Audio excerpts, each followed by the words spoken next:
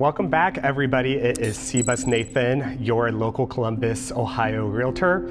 I am excited to chat with you today about the 8 steps to buying a home. I have so many buyers that I work with each year, and every time they come in and chat with me, they're always a little bit concerned. Can they qualify? Does it make sense right now? And I am here to walk you through each step so that you can leave more educated and know about your home buying future. So the very first thing that you want to do when you're thinking about buying a home is find a local agent that you feel like you can trust.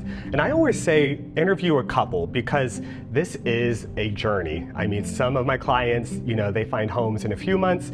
Other ones, they take maybe a couple years. So you want to make sure that you are partnered up with somebody who you feel like you vibe with, you connect well with, because we are going to be trusted partners throughout this whole process. So once you, take a second, you find an agent that you want to connect with.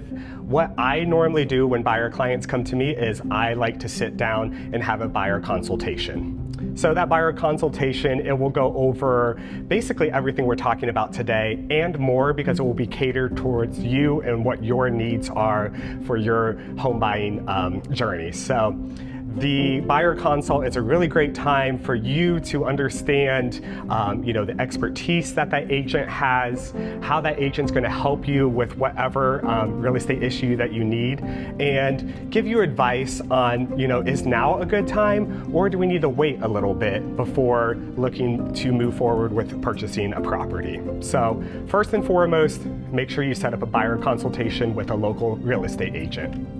So step 2 in the process of buying a home is for me to get you in touch with one of my lender partners. And I have one of my favorite lender partners with me right here, Lauren Walton with the Gerber Group. And she's going to talk a little bit about what the pre-approval process looks like after you've had that buyer consult. Thank you, Nathan. Yeah. So when Nathan introduces you to me, we will do our introductory phone call together, which is like a consultation. No cost at all to do this, but this is really like a discovery type phone call where we're gonna figure out what your goals are, what your timeline is, and then most likely the next step would be getting the pre-approval application filled out.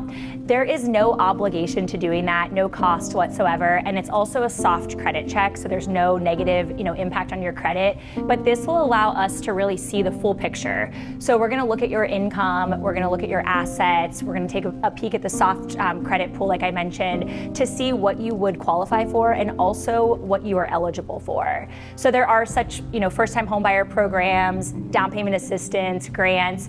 We will be able to uncover all of that during the pre-approval process.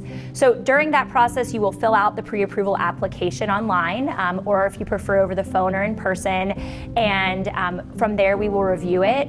We do encourage you to also upload corresponding documents when you fill that out, so we can make sure that everything is accurate, so we don't run into any surprises down the road. So once we finish the review, we would actually do another phone call to go over the details of the pre-approval. So talk through, estimated rates, estimated payments, what programs you're eligible for, what you qualify for, and make sure that we're on the same page as to what price point you feel most comfortable with. And then a pre-approval letter would be given to you as well as to Nathan. Yeah. And that will allow you to start the home search. Yeah, and that is, you're going to probably get a pre-approval that is higher than what you ideally want to pay for a month. So it is so important to make sure that you set up that call with Lauren for her to kind of review all of those pieces with you to make sure that you are in the best position moving forward. I always say I don't want my clients to be house broke. I want you to continue to enjoy your life after owning a home the same way that you have before owning a home. So this part of the process is key, and it really informs both you, myself, and you as the buyer on where we ideally need to focus our budget and search. And one question I get all the time is, when should I get pre-approved? The answer really is as soon as possible. It's never too early to get pre-approved because you want to understand where you stand. So maybe you don't intend to buy for 6 months, but you can still get pre-approved today so that you know in the next 6 months what you should work on and what you should focus on, so that in 6 months you're in the best position you can be to be ready to buy. And sometimes during that process we uncover things that need worked on. Maybe it's credit, maybe it's at least you have a plan to get yourself ready when it comes time to want to buy. So step 3 in the process is pretty much the best part of it. I think we get to go and start to look at homes together. So we're going to go into your desired neighborhoods, figuring out what beds and baths you want from that initial buyer consult. I take all that information and I start to send you properties that we get to go and tour.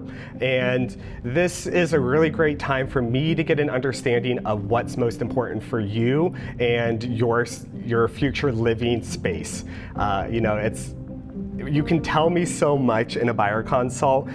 We need this and this, but until you actually are in the space and really understand how you live day to day, some things you might forget about. So this is a great time, especially early on in the process, if you're taking, a few more months to buy, this is a great time for us to connect, look at some homes together, and then when we get to a place where you're like, okay, we are ready to move, that is when we will put an offer in on a home. And that's also a good time when Lauren comes in and helps out with the payment breakdown. Yeah, I love to be involved in the house hunting process because, giving you estimated payment breakdowns that are property specific is going to be really important. If you're looking in a wide geographical area, different schools, if you happen to be looking in areas that could have tax abatements, if you're looking at condos versus single families, the payments can really differ with property taxes and HOA dues. So it's always good to check in, I say, before you even go look at properties to see what the payment is on that house. That way you already know you feel comfortable with it versus falling in love with it and then finding out that the payment is a little bit more than you'd like. So I'm here and available to run payment breakdowns for you at any time. And I also love to involve myself in the offer rating process with Nathan to see what the two of us together can do to be strategic to help you look the best when you're writing an offer. So that could be reaching out to the listing agent, reassuring them of your qualification, offering up a fast closing to make your offer stand out. There's a lot of things that Nathan and I together can do to really make your offer stand out. And that's why it is so important to make sure that you have an experienced realtor and an experienced local lender to work together for you on your team, because there are so many different nuances in that offer writing stage that can really make or break it on your dream home. And we never want to see one of our clients lose out on their dream home. No, it's so important to have a great team behind you advocating for you and figuring out the best way to be strategic, especially in this market, but really in any market.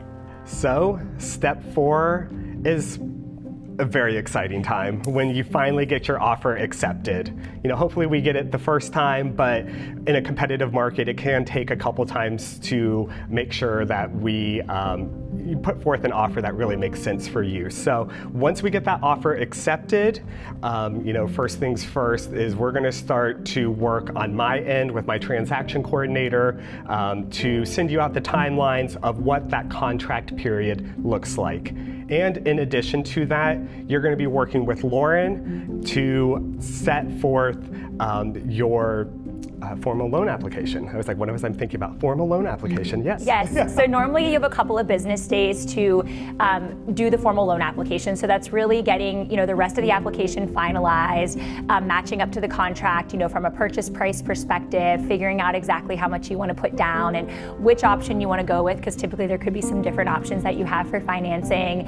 And then, making sure that you've provided all the documentation, because the next step for us will be going through the underwriting process. So just getting all of those loose ends buttoned up so that we can be moving forward and on track for closing. So we have reached step 5, which is your home inspection and remedy request period. So home inspection is usually 7 days, which is standard, but it depends on how we write the offer. But during that time, you as the buyer can go into the property, you can bring a home inspector. Don't worry, I have a whole list of great home inspectors, and we'll probably do a video later on and things to look for in homes.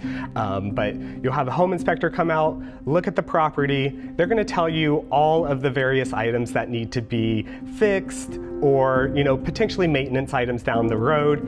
And that is where I will help maybe give you some extra contractors that might need to come and look at the property again during that inspection period, just to make sure everything is good. You understand what is defective with the property. There is always something that is wrong with the property. The number one thing is a loose toilet.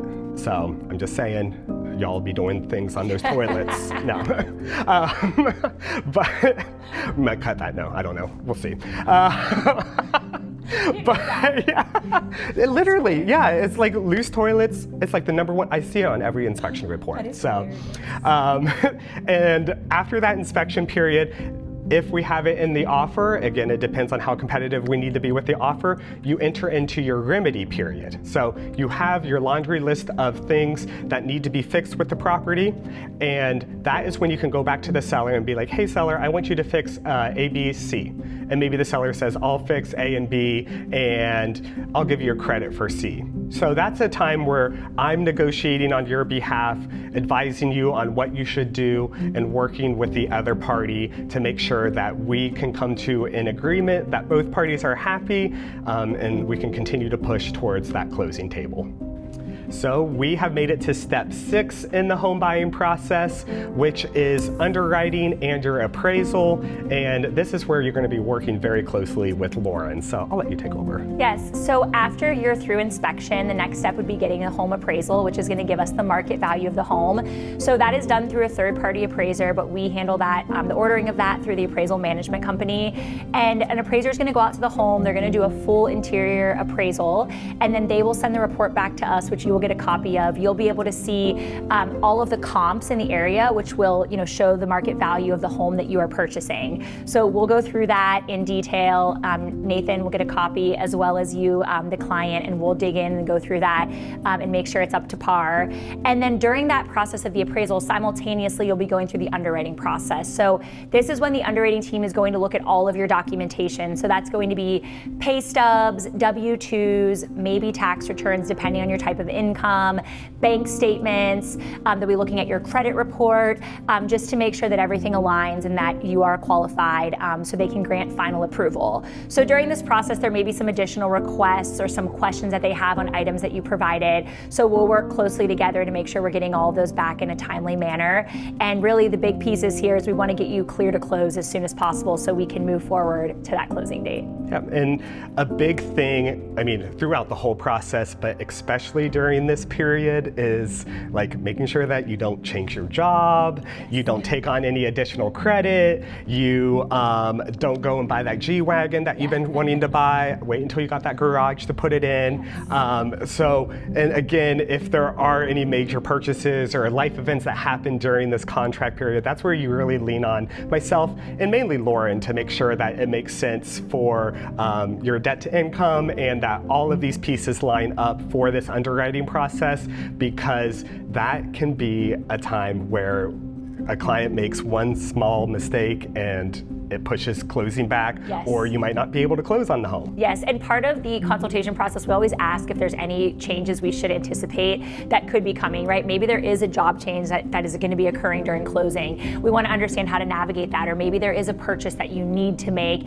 and how we can best work together to make sure that we're not putting you, in a dangerous position to not be able to get the home. So we'll work together during that process and just make sure that you are fully transparent and communicating all of the different moving pieces. This is also, during this process is also when you're going to want to shop for homeowners insurance as well. So you get to shop around for that and decide who you want to use, but that'll also be part of this underwriting process. Yep. So we have made it to step 7, which is the clear to close / final walkthrough phase. So once you have gone through underwriting, you got all of those documentations to Lauren, and her team has given you the clear to close. They say, hey, everything looks great. Then I will schedule the final walkthrough of the property with you. That usually happens 2 to 3 days before closing. And what we do is we just verify that the home is in the same condition as it was when we initially saw it and during the inspection period. This is also a really great time for us to make sure, if you're getting possession at closing, to make sure that the seller has started to box things up. They've made all those necessary repairs that we've asked for during the request to remedy. We will check to make sure all of those are taken care of. And this is just a great time to just take it all in, because you are so close to the finish line. And I feel like this is the part of the the buying process where I feel like it really hits our buyers and they're like, oh my gosh, this is about to be my home in the next couple days. And you can like take a deep breath and relax because you know that the financing's done and like Nathan said, you're about to take possession of the home.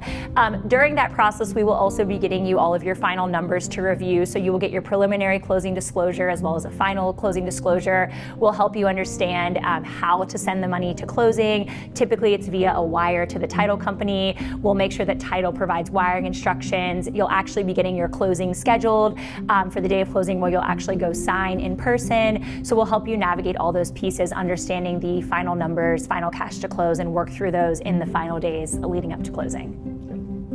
And we have made it to the last step. So step 8 of the process is you get to close and you get to own that property. So we will set up a time for you to sign with title. You and the seller will sign once everything is fully executed, you know, as far as signatures, you've transferred whatever down payment and closing costs you need to the lender and to title. Once all of that is taken care of, then you officially own the property. So you can get possession that day, or sometimes the seller might need possession for a little bit after the close just to line up maybe the purchase of their next property. So depending on if you're getting possession at closing or possession later, then you know, we will work through the details of that depending on your specific circumstance. But this is the most exciting time. We get to celebrate. You have officially bought your home. Maybe it's your first home, maybe you're moving up, or maybe you are just, you know, downsizing some so that you can be closer to grandkids and your own siblings. So I don't know if I wanted to say siblings there. What about kids? Yeah, grandkids and kids. Family. Why was that so hard? I mean, we made it through all of this and I didn't mess up, and then that is where I mess up. So, but yeah, so yay, we made it to closing. Yeah, and keep in mind too, Nathan and I obviously will help at the closing table with any questions that you may have to make sure that you feel comfortable signing all the documents. And then that also goes into post-closing. So we will continue to be a resource for you and be points of contact if you have any questions in the coming days, weeks, months. Obviously, when it comes time to refinance, we will certainly be in touch too, but our service does not stop at the closing table. So we'll continue to support you and be here if you need anything. Yep, and we will continue to put out some more content like this. So like, subscribe. If you want to know more about the buying process, or maybe you have a home and you're looking to you know, upgrade or again downsize, we will continue to put out great information for you to understand that process, get everything that you need so that you can feel comfortable coming to us and starting that process, and hopefully we can help with that transition into that next move. So I know that's a lot of information to unpack. I gave a lot of various steps to do throughout the whole process, but at the end of the day, just connect with someone. Take some time for you to get in a space of, I believe I can do this, I know I can do this, and find someone, again, that you are trusted with throughout that process.